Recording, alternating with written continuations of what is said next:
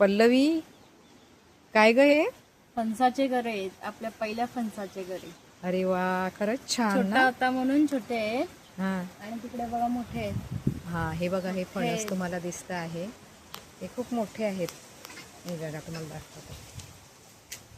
आणि याचा जो छोटा फणस होता, पहिलाच फणस या ठिकाणी पिकलेला आहे.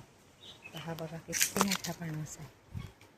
खूप मोठे मोठे फणसं आहेत. आणि त्यापैकी एक छोटासा फणस वरती होता, असा वर लागलेला, तो काढलेला आहे आणि तो पिकलेला आहे. तर पल्लवी ते खायला बसलेली आहे बघा. फणस, पहिला फणस पिकलेला आहे.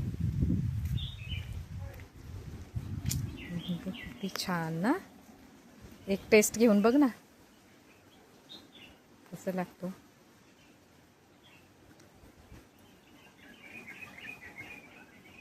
कसं अगं? छान आहेत.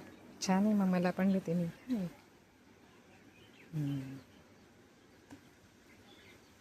छोटा फणस आहे ना, त्याच्यामुळं हा छोटा गरा आहे. आणि ते मोठे आहेत ना, त्याच्यामुळं ते मोठे नंतर छानपैकी मोठे निघतील गरे ना. वाव, खा खा, फारच गोड आहे ग. पहिला फणस आहे ना, सगळ्यांनी वाटून खायचा असतो.